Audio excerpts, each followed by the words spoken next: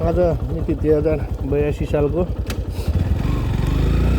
मङ्सिर महिनाको 17 गते म 18 गतेमा यसरी हलेसीबाट अर्कोले जाने क्रममा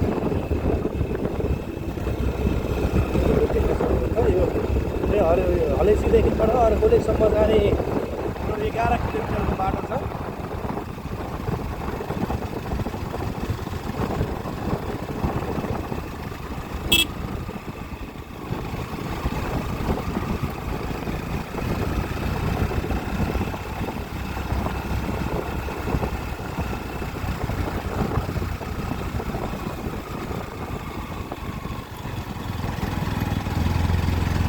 बाटोहरू मोड घुम्पिरहेको छ र एकदम चिसो पनि अहिले धेरै नै चिसो बढिरहेको छ। यहाँको अवस्था पनि एकदम चिसो अवस्था छ। हिमालको दृश्य हेर्दाखेरि पनि तपाईँको अहिले अलिअलि मात्रै देखिने अवस्था छ। र अलिकति म एकैछिन यहाँ मेरो उसले चाहिँ साह्रो समस्या दिएर बाइक रोक्नलाई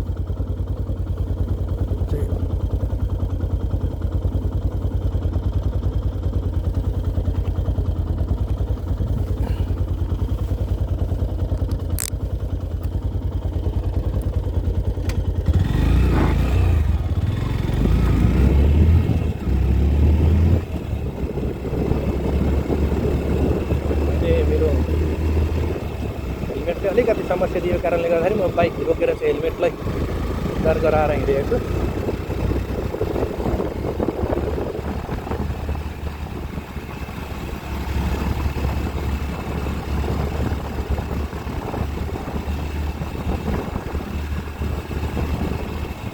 यो सब सिट झरेको छ अहिले। यतिखेर बिहानैदेखि सिटै सिट यहाँ। ल एकजना दाइलाई के भएको छ पुरा बडी भएछ। दाइ चाहिँ बडी खाएर लम्पसार पर्नु भएको हो के हो।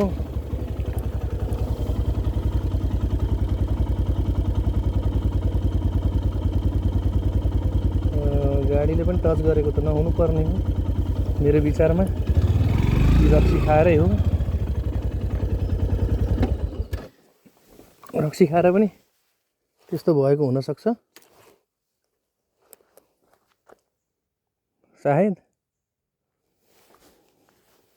एकचोटि म हेर्न नै गइरहेको छु। यसरी हाइवे नै पल्टिरहनु भएको छ उहाँ।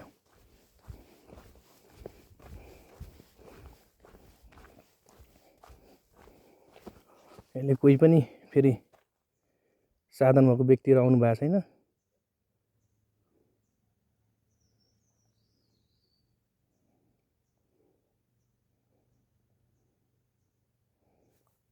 खै रक्सी खाएरै लड्नु भएको हो कि रक्सी खाएकै मान्छे हुनुहुँदो रहेछ।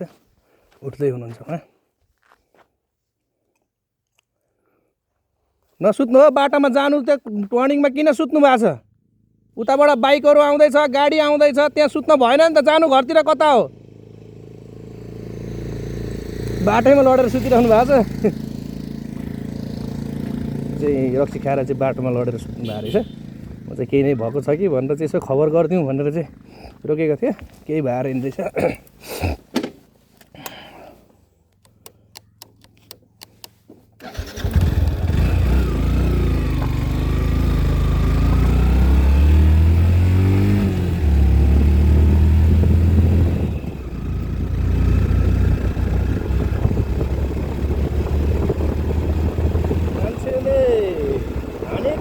खाइसकेपछि पनि यो अलिकति बचाउन नसके हो कि अथवा के गरे हो। कमसेकम ठिक छ आफ्नै घरमा बनाउँछन् पहाडमा आफै गर्छन् तर घरमा बसेर खाइदिए त राम्रो चिज हो नि।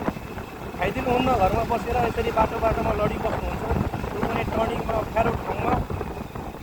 त्यो अप्ठ्यारो ठाउँमा त्यस्तो अवस्थामा लडेको बेलामा कुनै बेला टर्निङमा गाडीहरू ठुलै गाडी आइरहेको हुन्छ। एक्सिडेन्टको धेरै ज्यानकै जोखिम हुने गर्दछ। त्यो चाहिँ बडा नराम्रो चिज हो, नराम्रो संस्कार हो। यस्तो चाहिँ नगरिँदा राम्रो हुने हो।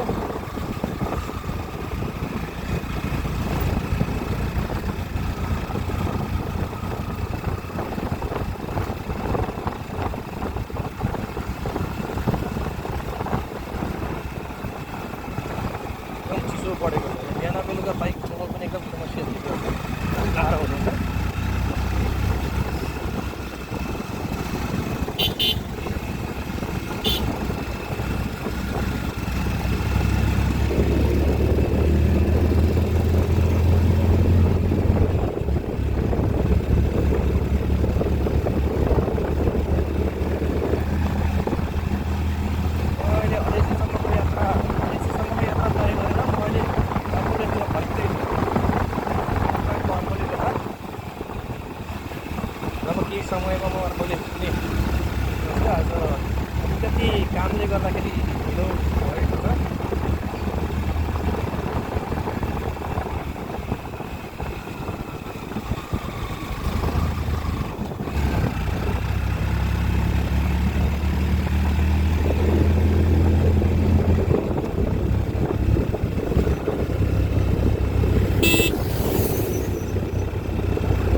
बिना हर्न बजाउँदै आउने गर्दछ गाडीहरू, बडा समस्या।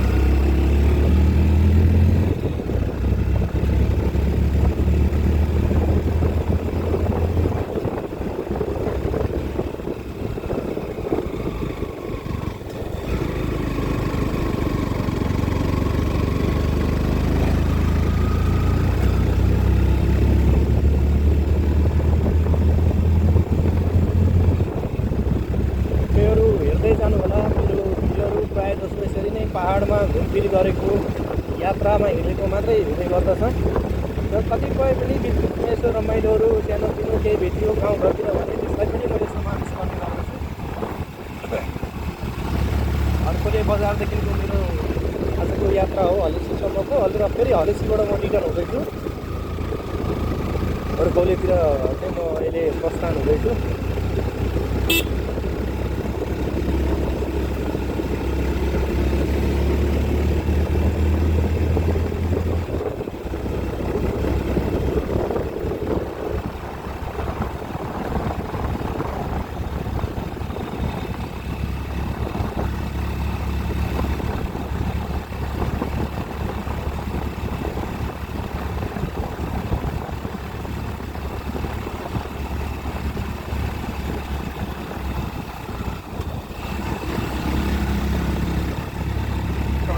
धेरै छ।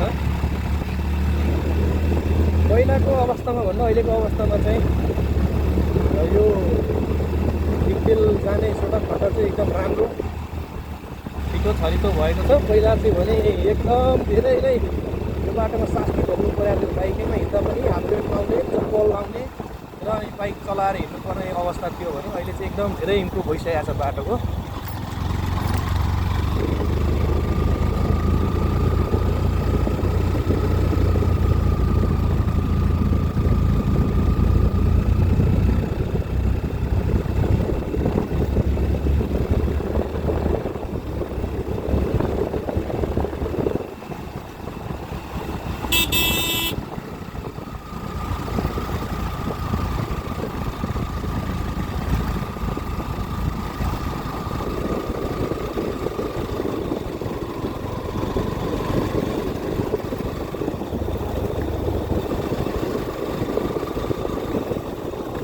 एकदम टर्निङै टर्निङ, धेरै ख्याल गरेर धेरै होस पुऱ्याएर हिँड्नुपर्ने हुन्छ पहाडको बाटोमा।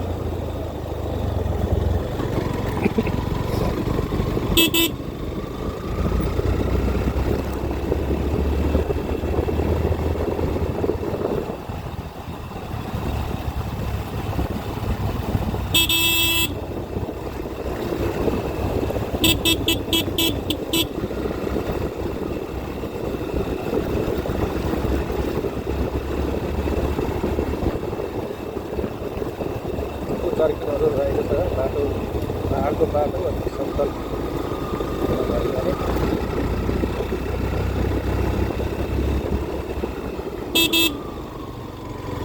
चन्द्रमा एकदम मजाले देखिएको छ अब।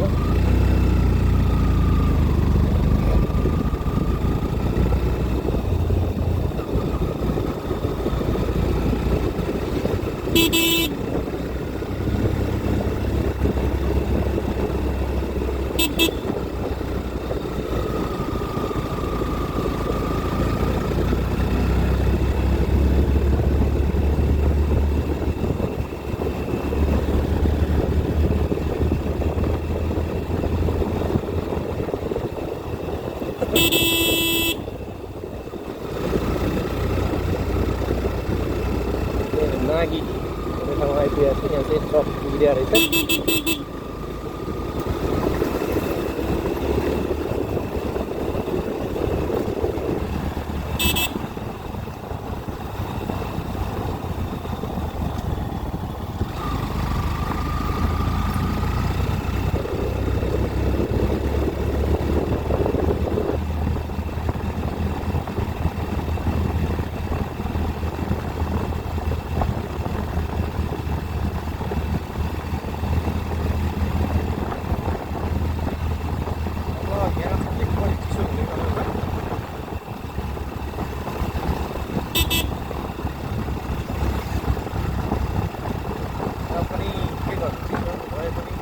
यात्रा गर्नै पर्ने अवस्था छ।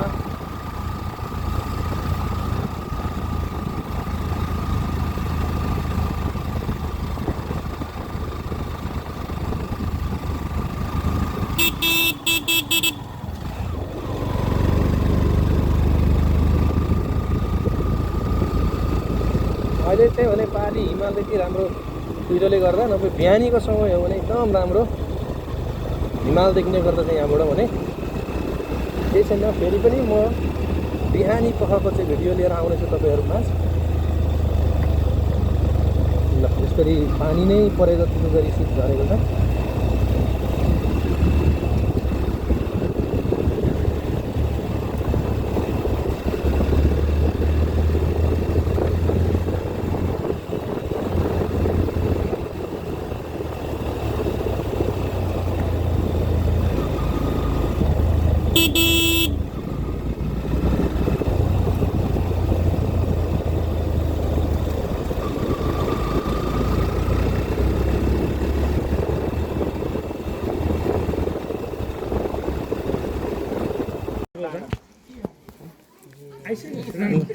हाम्रो नारायण गोपालको बिहेको लागि हो नि त हात धुने धारा एकदम नयाँ आविष्कार।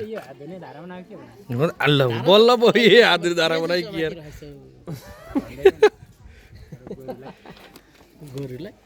यो नयाँ आविष्कार हो उसको। के अरे के पुन अरे महावीर पुन भन्दा नयाँ यो रञ्जित पुन। रञ्जित सिंह ड्राइभरको लु अब बोकेर हिँडे।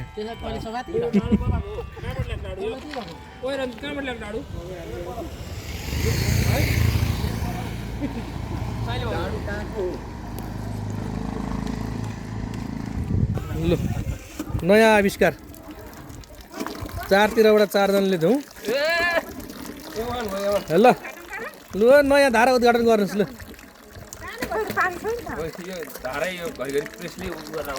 पानी भरिनु पर्यो नि।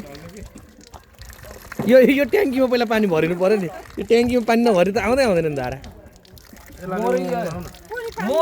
पानी कसले तान्छ? ल बिहे भोज वर्तमानमा होइन यस्तो खालको धारा। यो चाहिँ गाउँघरको गाउँले धारा तर सानो आयो त। यो भुटेलाई पानी सानै छ के अब साबुन बाँधिनु झुडाइदिनु पर्छ बाँधेर धागोमा बाँधेर।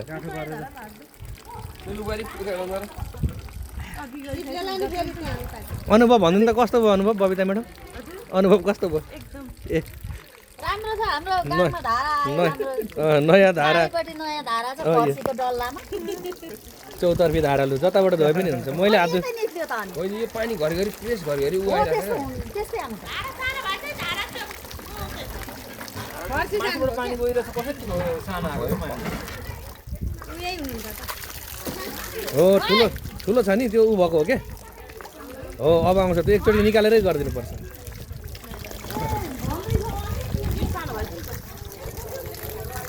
नभए त त्यत्तिकै छोड्दा नि हुँदैन रहेछ उ नलगाइकन बाँस नलगाइकन। ठुलो छ नि त धारा।